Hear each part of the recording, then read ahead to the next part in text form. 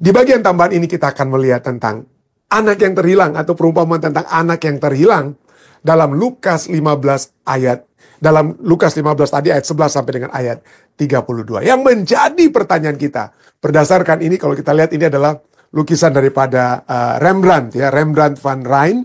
Dia di tahun kurang lebih diperkirakan tahun 1661 sampai dengan 69 dia melukis tentang apa ya? Tentang anak yang terhilang ini ya, tentang anak yang terhilang. Tapi pada saat kita melihat anak yang terhilang ini ada dua anak. Ada dua anak, yang satu berada dalam pelukan sang ayah, yang satu hanya melihat pelukan sang ayah kepada anak yang bungsu. Menjadi satu pertanyaan bagi kita. Siapa yang hilang? Anak yang mana?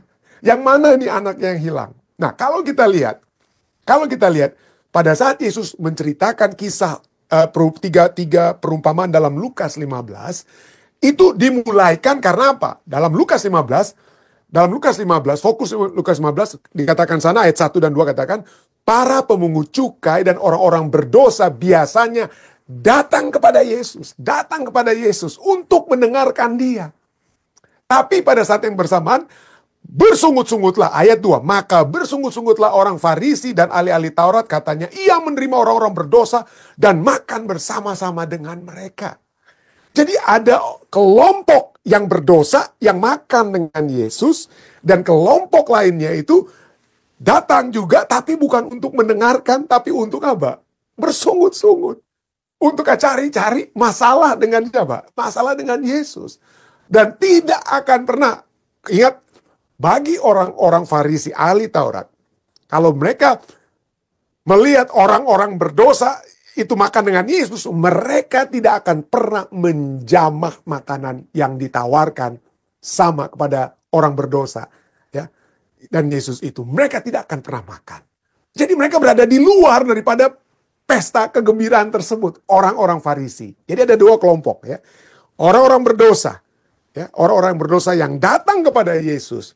Dan orang-orang yang berada bersama-sama dengan Yesus, tapi jauh dari Yesus karena cuma mau cari masalah dengan Yesus, bersungut-sungut. Oke, dari sinilah kemudian kita lihat ada perumpamaan anak yang terhilang, domba yang terhilang, koin yang terhilang, dan juga kemudian yang terakhir anak yang terhilang. Mari kita lihat siapa yang hilang. Anak yang bungsu, oke, kita seringkali kita dengar begitu ya. Anak yang bungsu, betul. Lukas 15 ayat 11 sampai 12 katakan Yesus berkata lagi ini perumpamaan ketiga yang terakhir. Ada seorang mempunyai dua anak laki-laki. Nah, pada saat Yesus bilang seperti ini, kalau kita hubungkan dengan seorang dengan dua anak laki-laki di perjanjian lama, wah sangat indah. Tapi sekali lagi, mungkin satu saat kita bahas tentang paralelisme dari kedua kisah ini. Seorang yang mempunyai dua anak laki-laki ini. Anyway, ayat 12. Kata yang bungsu kepada ayahnya, Bapak, berikanlah kepadaku bagian harta milik kita. Milik kita, bukan milik saya. Ingat, harta bagian milik kita. Ya, dia bicara bukan hanya tentang dirinya. Nah, terus kita lihat. Yang menjadi hakku. Lalu ayahnya membagi-bagikan harta kekayaan itu kepada hanya yang bungsu. Bukan. Dia bagi-bagikan harta kekayaan itu di antara mereka. Dia bagi-bagikan di antara mereka. Lukas 15, 14 kemudian apa? Setelah itu dia pergi, semua uang kemudian dia pergi ke negeri jauh, semua uang itu dihabiskan yang setelah dia terima ya. Timbullah bencana kelaparan dalam negeri itu dan ia pun melarat. Tadinya dia mendapatkan berkat, ya, tapi kemudian dia apa? Jauh dan menjadi apa? Ya, melarat. Tapi apa yang terjadi kemudian dengan anak yang melarat ini? Ayat 16-17 kita lihat. Bagaimana lalu ia mengisi perutnya dengan ampas yang menjadi makanan babi itu. Dia ingin tapi belum. Dia ingin mengisi perutnya dengan ampas makanan yang menjadi makanan babi itu. Tetapi tidak seorang pun yang memberikannya kepadanya. Lalu ia menyadari keadaannya. Bahasa Inggris katakan, he come to his senses. Dia menyadari keadaan. Jadi sebelumnya dia itu apa? Tidak menyadari keberadaannya, siapa dia, siapa ayahnya yang sesungguhnya. Dia tidak memiliki satu pemahaman yang betul-betul tepat. Ya, sekarang baru dia sadar. Dia baru sadar. Lalu kemudian dikatakan, ini ayat 18 dan 19, bukan ayat 14, saya tidak sempat rubah tadi ya. Lukas 15 ayat 18 dan 19. Lalu dikatakan apa? Aku akan bangkit dan pergi kepada Bapakku dan berkata kepadanya, Bapa, aku telah berdosa. Dia menyadari keberdosaannya. Ya, dia menyadari keberdosaannya terhadap sorga dan terhadap apa? Bapa. Itu angan-angan apa yang dia akan buat. Aduh, dia sudah menyadari, aku telah berdosa kepada Allah dan juga kepada Bapakku. Ya, dengan kata lain, aku tidak layak. Dia merasa tidak layak. Aku tidak layak lagi disebutkan anak Bapa. Jadi karena aku sebagai salah seorang upahan Bapa. Lalu ayat 20. Maka bangkitlah ia. Dia bukan hanya memiliki angan-angan kerinduan untuk bertobat, tapi dia melakukan tindakan menuju kepada pertobatan. Maka bangkitlah ia dan pergi kepada Bapaknya. Dia menyadari keadaannya, menyadari keberdosaannya, dan kemudian melakukan tindakan yang untuk berbalik kepada Bapaknya. Lalu setelah mereka bertemu ya, setelah mereka bertemu, setelah ayahnya lari, seperti dijelaskan tadi, lalu kata anak itu, ayat 21 dan 22, kata anak itu kepadanya, kepada bapaknya, Bapa, aku telah berdosa. Ini keberdosaannya, saudara. Aku telah berdosa terhadap sorga dan terhadap Bapa. Aku tidak layak lagi disebutkan anak Bapa. Tetapi ya, itu yang untuk menyebutkan anak Bapa itu Bapa yang menentukan, bukan anak tersebut, walaupun dia mau sampaikan seperti itu ya, ayat 22.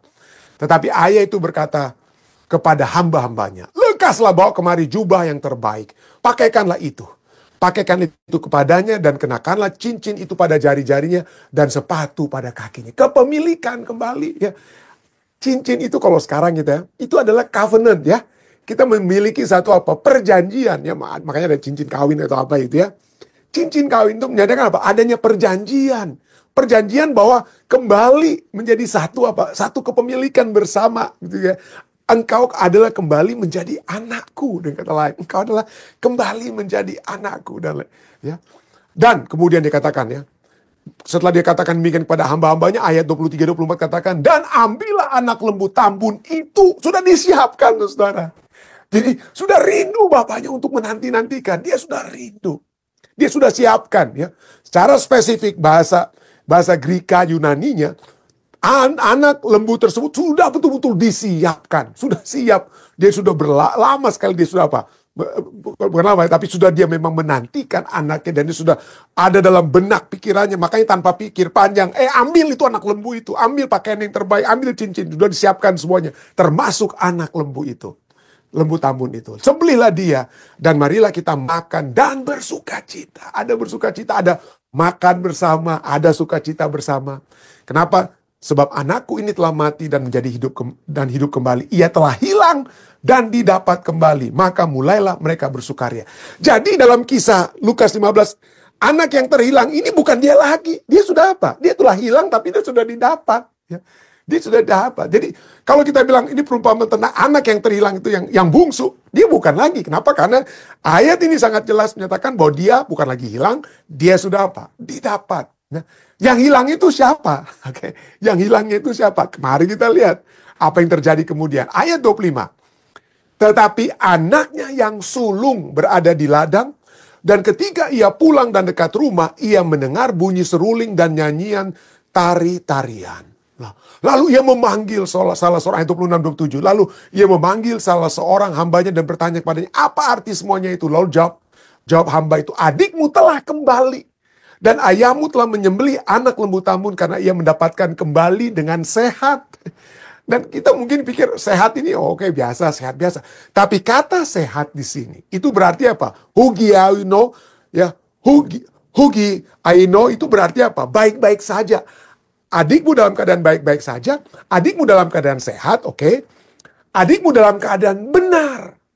Dia tadinya salah, sekarang kata ini juga berarti tadinya dia dalam keberadaan yang salah, sekarang keberadaannya dia benar. Dia berakal sehat, arti daripada kalimat kata sehat ini berakal sehat, dia kembali menjadi anak yang murni, bukan lagi yang hilang. Dia tidak lagi korup, dia tidak lagi rusak. Jadi anak yang yang bungsu ini tidak lagi apa? Tidak lagi salah, dia sudah jadi benar. Dia sudah berakal sehat. Tidak lagi kotor, dia sudah murni. Dia tidak lagi apa? Korup, dia tidak lagi rusak. Ya? Karena dia menyadari keadaannya dan dia telah kembali kepada Bapa. Wah, Kira-kira anak yang sulung itu senang. Oh, puji Tuhan, saya juga seperti bapak saya sudah rindu. Saya sudah merindukan adik saya untuk kembali, untuk sehat, untuk menjadi benar, untuk berakal yang baik, tidak korup dan tidak rusak.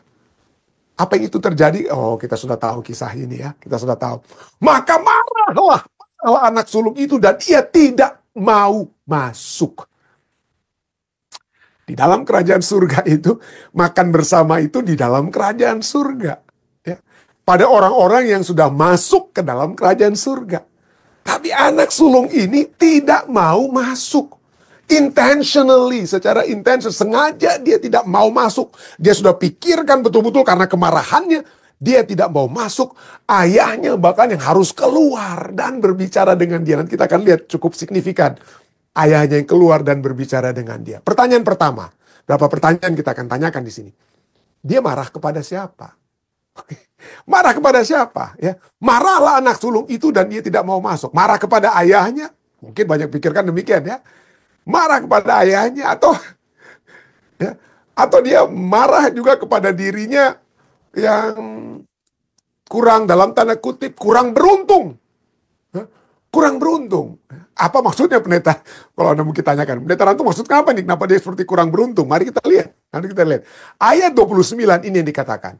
Tetapi ia menjawab ayahnya. Katanya apa? Aku telah bertahun-tahun aku melayani Bapa dan belum pernah aku melanggar perintah Bapa. Tetapi kepadaku belum pernah Bapa memberikan seorang anak kambing untuk bersukacita dengan sahabat-sahabatku. Waduh, saya tekankan banyak sekali kukunya. Fokusnya itu pada apa? Dirinya.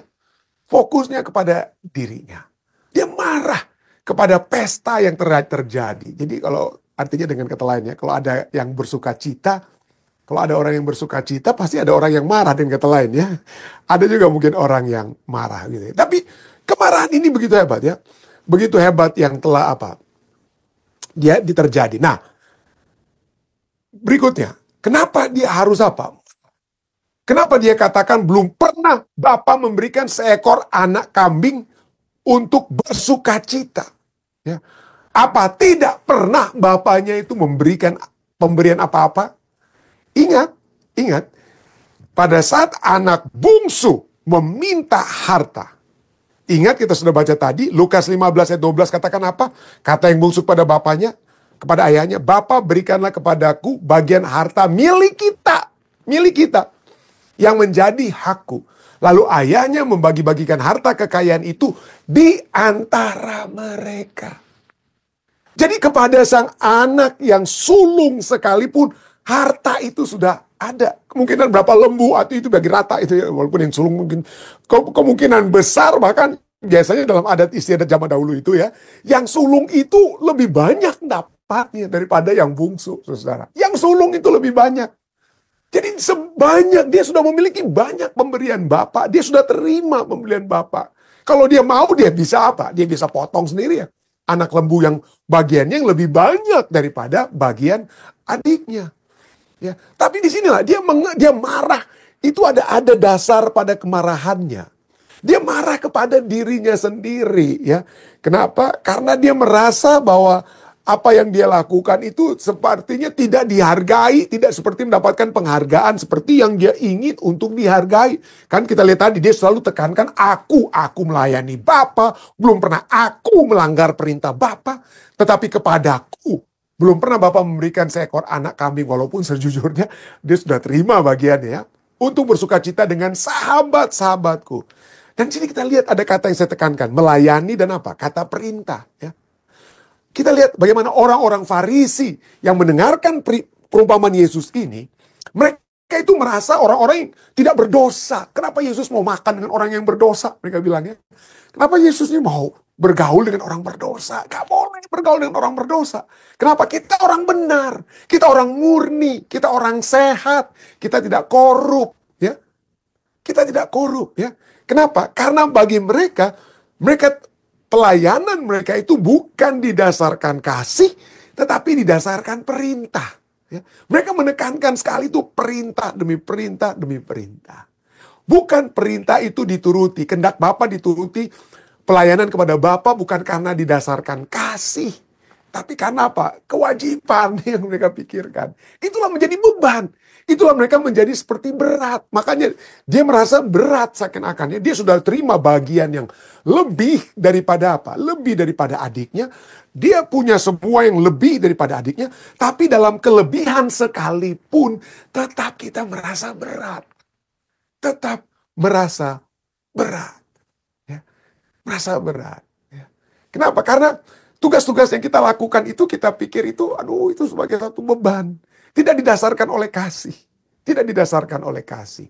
Kalau saya menjadi seorang pendeta, kalau saudara menjadi seorang pemimpin-pemimpin di jemaat dan melakukan tugas-tugas tersebut hanya berdasarkan kewajiban ya, karena diperintahkan oleh peraturan jemaat untuk buat ini, buat itu, tapi tidak didasarkan kasih, maka pelayanan kita di jemaat itu akan sangat-sangat berat. Sangat-sangat berat. Tapi kalau itu dilayani oleh kasih, kalau dilayani oleh sukacita, maka kita tidak hitung-hitungan. Tapi seringkali terjadi, kenapa di jemaat kita berhitung-hitungan? Karena pelayanan itu adalah berdasarkan apa? Perintah, bukan berdasarkan kasih dan kata lain ya. Padahal inti daripada perintah-perintah Allah itu adalah kasih. Ya. Hukum-hukum Allah itu didasarkan oleh kasih ya.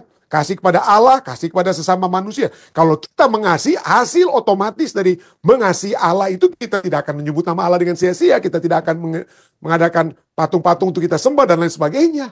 Kalau didasari kasih itu tidak menjadi beban. Tapi seringkali perintah-perintah Allah itu, pelayanan kepada Allah itu bukan didasarkan oleh kasih, tapi menjadi satu apa? Kewajiban, beban, dan lain sebagainya. Dan yang berdasarkan diri kita, sanggupkah kita? Tidak meminta kesanggupan dari Tuhan. Itulah orang Farisi, para pemimpin agama saat itu. Merasa tidak hilang karena mereka anggap tidak pernah melanggar perintah. Ya. Tapi segala sesuatu yang mereka lakukan sesungguhnya adalah segala sesuatu yang berada di luar Kristus, di luar iman. Dan itulah berat ya. Kenapa kalau kita fokus pada diri kita sendiri? Mungkin 1-2 saat kalau orang puji-puji kita, wah kita semangat untuk bekerja untuk Tuhan ya. Karena kita dipuji-puji. Tapi begitu puji-pujian hilang, lempem kita, lemes. Ya. Kenapa? Karena kita fokus kepada diri kita. Ada untuk puji-pujian yang akan kita terima, posisi yang saya akan terima. Jadi hati-hati kalau Anda suatu keaktifan yang kita buat yang bukan didasarkan atas pelayanan, begitu tidak lagi ada posisi mungkin atau apa, maka kita akan jadi orang yang melempem, saudara. Kenapa? Karena kita pada saat kita memiliki tanggung jawab, kita fokus kepada diri kita. Ini posisi saya, hormatan bagi saya, pujian bagi saya. Tapi hati-hati dengan hal tersebut ya. Itulah. Ayat 30 dia katakan apa? Tapi baru saja datang anak bapak. Wah, dia bukan bilang saudaraku, dia bukan bilang adikku, tidak. Dia bilang anak bapak. Baru saja datang anak bapak. Jadi dia bilang kepada dirinya, aku ini bukan anakmu, dan kata lain. Itu anakmu itu si dia itu yang terhilang itu ya. Baru saja datang anak bapa yang telah memboroskan harta kekayaan bapa bersama-sama dengan pelacur-pelacur. Maka bapa menyembelih anak lembu tambun itu untuk dia. Dari mana dia tahu saudaranya itu main pelacur? Nggak tertulis kan sebelumnya ya. Tidak ada tulisannya. Tidak ada tulisan di ayat sebelumnya tentang pelacur. Dan tidak pernah tertulis dia mencari saudaranya. Dia tidak pernah. Dengan ketahuan dia tidak tahu. Tapi itulah yang mungkin dia dengar-dengar saja. Dia dengar-dengar saja. Aduh. Jadi dia merasa apa ya, boleh dibilang dia merasa, apakah kita boleh katakan, apakah dia cemburu kepada saudaranya? Aduh, dia berdosa. Dia kok bisa berdosa? Enak-enak nih seperti berdosa. Aduh, ya. Jadi kadang-kadang kita cemburu dengan orang yang berdosa. Kenapa? Karena kita pikir, aduh saya kan takut Tuhan. Tapi takut kita karena berdasarkan perintah, bukan karena kasih kita kepada Tuhan. Kalau kita kasih kepada Tuhan, biarpun gak ada perintah Tuhan, kita akan menurut. Ya. Tapi karena penurutan kita itu didasarkan kewajiban. Aduh, saya kan diwajibkan gak main pelacur. Makanya, aduh, menderita nih saya. Oh, orang lain, orang dunia, kok enak-enak hidupnya. Seringkali kita cemburu dengan orang dunia. Yang pesta pora. Yang main pelacur, yang main wanita, yang main ini, main itu. Kenapa? Kita, aduh, pingin seperti mereka. Tapi, aduh, gak bisa nih. Karena perintah Bapa. Itulah masalahnya kalau kita segala suatu hubungan kita dengan Tuhan itu berdasarkan apa? Perintah yang menjadi apa? Segala sesuatu yang berfokus pada apa yang dapat kita buat. Bukan didasarkan atas hormat dan kasih kepada Allah. Itu kemungkinan besar dia ini apa? Cemburu ya. Lalu ini kita lihat ya, kasih ayahnya itu. Lalu kata ayahnya kepadanya, anakku. Ayahnya panggil dia anakku, saudara. Dia katakan anak bapak, dia tunjuk pada anak yang bungsu. Anak bapak itu udah main-main pelacur. Tapi sekarang tetap bapak tersebut dalam kasihnya yang besar. Dia bicara kepada anaknya yang sulung ini. Anakku, engkau selalu bersama-sama dengan aku. Dan segala kepunyaanku adalah kepunyaanmu.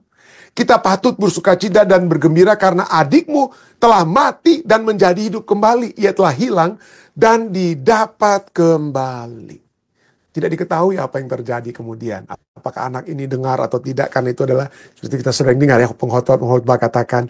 Itu jawabannya bagi saudara dan saya. Tapi sangat sayang kan. Ironis ya saudara. Sangat ironis ya. Ironisnya dia berada di rumah bersama dengan Bapa. Dia berada di rumah bersama dengan Bapa. Dia ada di rumah Bapa.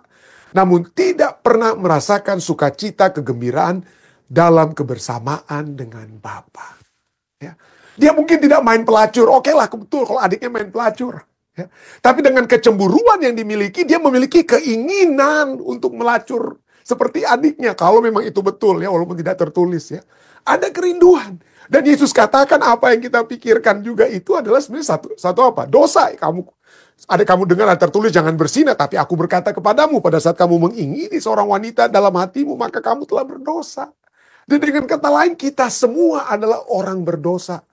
Kita semua adalah orang berdosa. Bedanya, kita hanya berbeda dosanya. Dosa-dosa kita itu berbeda satu dengan yang lainnya.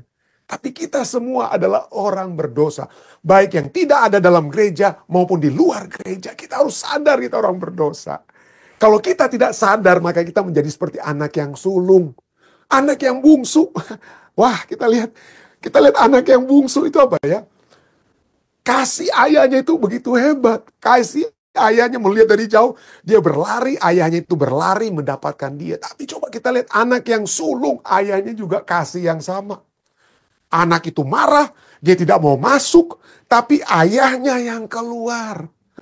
Saudara, ini berat sekali ya, artinya ayahnya ini merendahkan dirinya kepada kedua anaknya tersebut.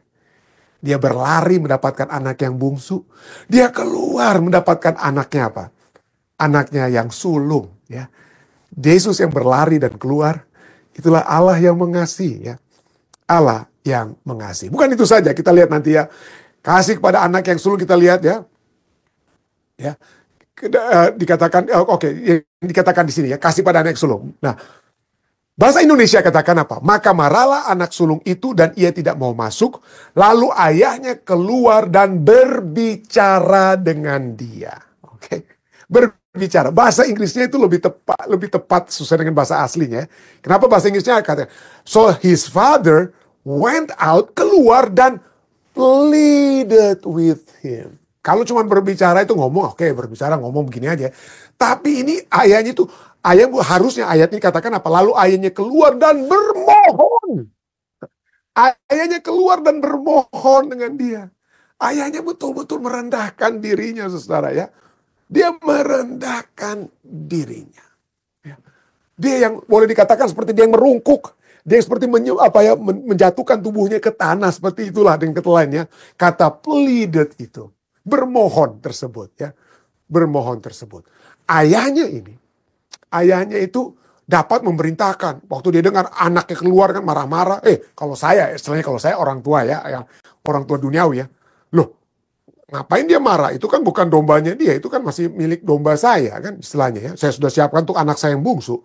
Dia udah banyak dombanya. Dia banyak lembunya. Kalau dia mau ya silakan dia pesta dengan temannya sendiri. Nggak ada yang larang dia untuk itu ya.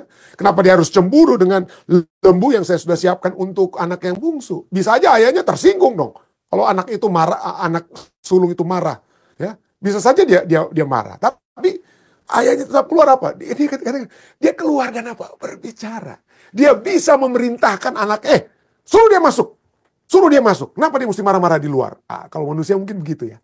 Tapi tidak dengan ayah ini. Dia keluar dan berbicara. Ya, ini Rasul Paulus menulis hal yang apa ya? Yang menarik ya dalam Filemon itu hanya satu fatsal, Filemon 8 dan 9 ya, ayat 8-9 dari satu fatsal ini. Dikatakan Rasul Paulus, dia memiliki hak untuk memerintahkan, tapi dia apa? Meminta.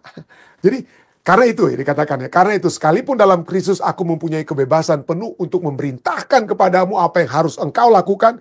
Seperti ayah ini dia bisa perintahkan anak yang sulung itu untuk masuk. Tetapi mengingat kasihmu itu, karena ada hubungan kasih ya.